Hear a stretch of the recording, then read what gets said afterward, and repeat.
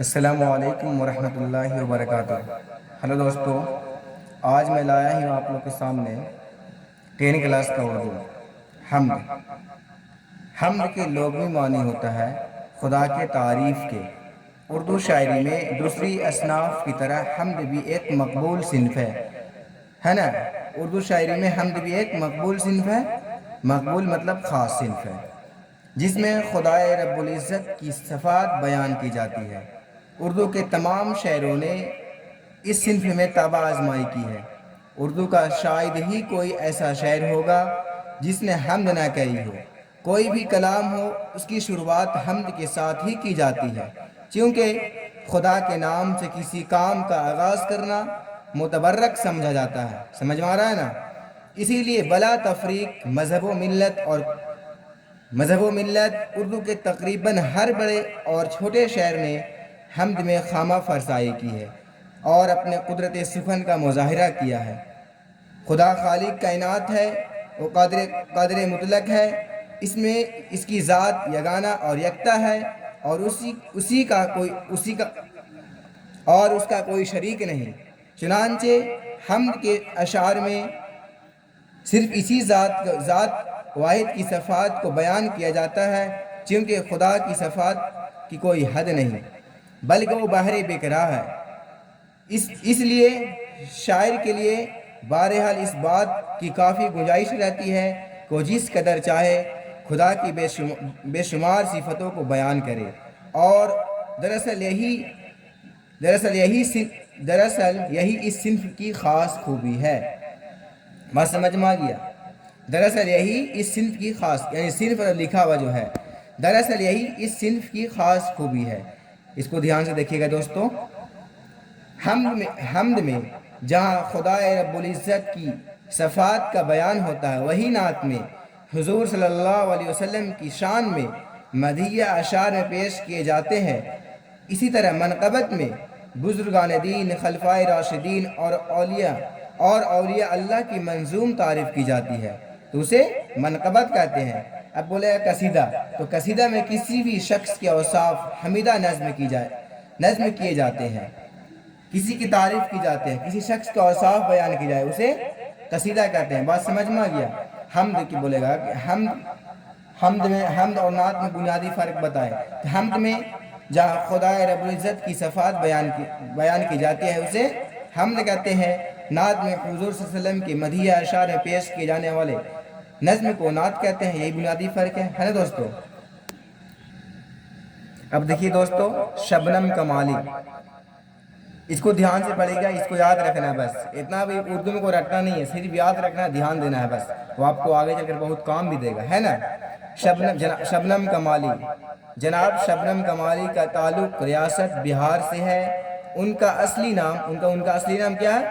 مصطفیٰ رضا ہے۔ شبنم کمالی ایسے ہی بولتے ہیں، تخلص بولتے ہیں نا۔ ان کا اصلی نام مصطفیٰ رضا ہے۔ شبنم تخلص ہے۔ تخلص بولا جاتا ہے کوئی بھی انسان اپنا جو سانگ گاتا ہو، گیت گاتا ہو یا شعر گاتا ہو، اس میں اپنا نام جوڑتا ہے، اسی کو بولتے ہیں تخلص۔ تو شبنم کمالی اپنے شعر میں اپنا نام کو جوڑتے تھے، ہے نا؟ ان کا شعر ہے نا، شبنم بے نوا کو بھی دے دے عروج بندگی، فکر طلب کی راہ میں آج بھی پیمال ہے۔ اسی شعر میں جوڑے ہیں۔ تو کیا ہے؟ ان کا اصلی نام مصطفیٰ رضا ہے، شبنم تخلص ہے۔ ان کی پیدائش 22 جولائی 1938 عیسوی کو پوکھریرا ضلع سیتامڑھی میں ہوئی۔ بات سمجھ میں آ گیا؟ ان کی پیدائش کہاں ہوئی؟ 22 جولائی 1938 عیسوی کو ضلع سیتامڑھی میں ہوئی، ہے نا؟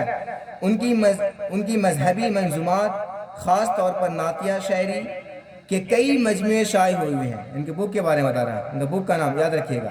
ان میں انوار عقیدت، ریاض عقیدت، ضیاء عقیدت، فردوس عقیدت اور صحبائے عقیدت مشہور ہے۔ اس بک کا نام، ان کا مضمون کا نام ہے نا؟ غزلوں اور نظموں کے بھی کئی مجموعے شائع ہو چکے ہیں۔ نصاب میں شامل یہ حمد با عنوان حمد خدائے جزل جناب شبنم کمالی ہی کی تخلیق ہے۔ شبنم کمالی نے اپنی زندگی کا بیشتر حصہ وعظ و تبلیغ، اسلامی اور مذہبی اقدار کی تلقین میں صرف کی ہے۔ صرف مطلب برباد کی ہے، اپنا جو अपना जो ज़िंदगी गुजारे थे वो सिर्फ वाज़ व तबलीग इस्लाम के बाद एक दूसरे को समझाने के लिए अपना ज़िंदगी को बर्बाद की थी, सर्फ की है। वो अल्लाह और उसके प्यारे नबी सल्लल्लाहु अलैहि वसल्लम के आशिक और सादिक थे। चुनांचे अपनी तकरीरों और शायरी तख्लीक़ात में उन्होंने अपने भरपूर वलहाना जज्बात का इजहार किया है। अब देखिए जो आपने पढ़े हैं पीछे, उसका आपने पढ़ा हम इन अशार में खुदा की बरगाह में अक़ीदत और मोहब्बत का इजहार किया गया है ना। यह तो ज़ाहिर है कि खालिक कायनात की शताई अल्फाज में मुमकिन नहीं है, लेकिन बंदा अपने तौर पर इस बात की कोशिश करता है कि इसकी हम्द व सताइश में कोई कमी न रहे। बंदा तो सोचता है ना, हम लोग सोचते हैं कि अल्लाह के कोई भी हो, नमाज किताब हो, उसके बारे में तारीफ़ हो, हम लोग सोचते हैं कि कितना भी हो, मतलब बड़ाई हो, कोई कमी ना रहे। फिर भी हम लोग इंसान हैं, बंदे हम लोग इंसान हैं, गलती हो ही जाती है, यही बता रहे हैं। अपने तौर पर इस बात की कोशिश करता है इसके हम्द व सताइश में कोई कमी ना रह जाए। इस नज़्म में शायर ये बताता है कि अल्लाह दोनों जहां का पैदा करने वाला है। इस नज़्म में क्या बताता है कि अल्लाह दोनों जहां का पैदा करने वाला है, इसकी पाक ज़ात की कोई दूसरी मिसाल नहीं दी जा सकती। वो दोनों जहां को रिस्क पहुंचाता है और सारी कायनात की हयात व मौत का मालिक है। पूरी कायनात में इसी का जलवा नज़र आता है, इसी का हुस्न हर तरफ फैला हुआ है, इसी ने ज़िंदगी का निज़ाम मुतवर्रक किया है। अकल वाले लोग उसकी ज़ात को समझने की कोशिश करते हैं, लेकिन ये काम इंसान के हद से बाहर है। अगर लाखों लाख बरस भी खुदा की शान बयान की जाए तो नाकाफ़ी होगी। किसी बंदे पर अगर उसकी मेहरबानी की नज़र पड़ जाए तो कामयाब हो जाता है। अब देखिए मुख्तसर सवाल है, समझिएगा कैसे बनेगा क्वेश्चन। जो शबनम कमाली कब पैदा हुए अभी बताए हैं, सब आपको हम कल में हम सुनेंगे और कल हम सबको देखेंगे, चेक करेंगे वो। शबनम कमाली कब पैदा हुए? 22 जुलाई 1938 ईस्वी को। शबनम कमाली कहाँ पैदा हुए? सीतामढ़ी, पोखरेरा जिला सीतामढ़ी में, है ना। शबनम कमाली का इंतकाल कब हुआ? इनका इंतकाल अभी नहीं हुआ है, उनका कलमी सफ़र अभी जारी है ना। इनमें से कोई नहीं मारना ऑब्जेक्टिव आएगा तो।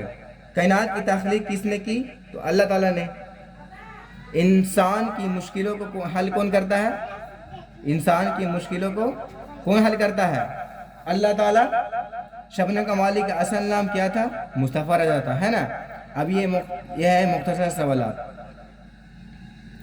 ये एक नंबर का ऑब्जेक्टिव था, अभी 2 नंबर का। हम्द किसे कहते हैं? 5 जुमले में लिखना है ना। तो हम्द के बारे में बता देना है कि हम्द में अल्लाह ताला की बड़ाई को बयान किया जाता है, हम्द की तारीफ़ की जाती है, उसे हम्द कहते हैं। अब बोलेगा कि हम्द, मनक़बत और कसीदा में क्या फ़र्क है? अरे तो हम्द में अल्लाह की तारीफ़ होता है, मनक़बत में बुज़ुर्गान दीन खलफा राशिदीन को तारीफ़ होता है, और कसीदा में किसी भी शख्स का औसाफ बयान किया जाए उसे, यही बुनियादी फ़र्क है। शबनम कमाली के 3 शायरी मजमूए का नाम लिखे, इसमें बताए थे ना आप लोग को। अनवार अक़ीदत, रियाज़ अक़ीदत, सवाए अक़ीदत। नंबर 4 में हम्द और नात में बुनियादी फ़र्क क्या है? तो हम्द में अल्लाह ताला की बड़ाई को बयान होता है, और नात में आप सल्लम की बड़ाई बयान होती है, आप सल्लम के बारे में तारीफ़ होती है ना दोस्तों। तो आपको समझ में आ गया होगा इस मेरे को वीडियो को। अब अच्छा से आप ध्यान से याद कीजिएगा, ठीक है दोस्तों। अस्सलामु अलैकुम व रहमतुल्लाह।